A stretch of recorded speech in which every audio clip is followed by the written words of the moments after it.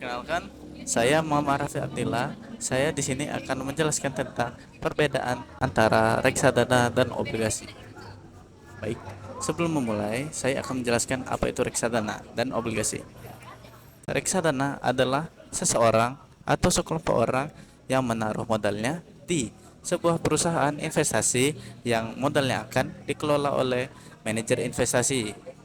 Manajer investasi tersebut dapat berupa manusia, robot, ataupun AI yang modalnya akan dikelola melalui saham, pasar uang, atau obligasi. Baik. Baik, selanjutnya saya akan menjelaskan tentang obligasi. Apa itu obligasi? Obligasi adalah surat hutang yang diterbitkan oleh perusahaan negara atau daerah, perusahaan lainnya, atau perusahaan dari negara lain yang dapat dibeli oleh seseorang, sekelompok orang, atau sebuah perusahaan investasi melalui aplikasi, manajer investasi, atau perusahaan investasi lainnya. Perusahaan yang menerbitkan surat hutang tersebut diwajibkan untuk membayar sejumlah bunga melalui aplikasi, manajer investasi, atau perusahaan investasi lainnya kepada pihak yang telah membeli surat hutang tersebut. Nah, apa sih perbedaan dari reksadana dan obligasi? Untuk dari segi modal, obligasi kita butuh modal yang cukup besar untuk memulai investasi di bidang tersebut. Untuk membeli sebuah surat hutang, kurang lebih kisarannya mencapai 1 juta lebih. Untuk kita memulai investasi di reksadana, mungkin untuk modalnya kita bisa mulai dari 100.000 rupiah tergantung sesuai dengan perusahaan investasi.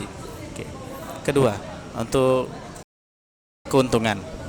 Keuntungan dari obligasi setelah ditetapkan saat kita membeli surat hutang tersebut. Misalnya kita dapat kita dapat bunga sebesar 10% dari perusahaan tersebut. Untuk reksadana, keuntungannya sesuai dengan kemampuan dari manajer investasi tersebut mengelola uang kita. Jadi keuntungannya tidak tetap sesuai dari kemampuan dari manajer investasi kita.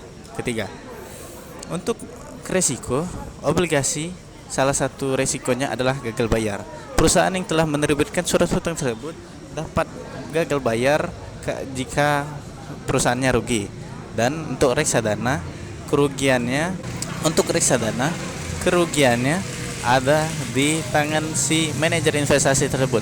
Apakah manajer investasi dalam perusahaan investasi tersebut memiliki kompetensi yang hebat dalam mengelola uang kita atau tidak? Jadi risikonya lebih rendah daripada obligasi. Saya pikir cukup sekian dari penjelasan saya. Semoga bermanfaat. Terima kasih. Sampai jumpa.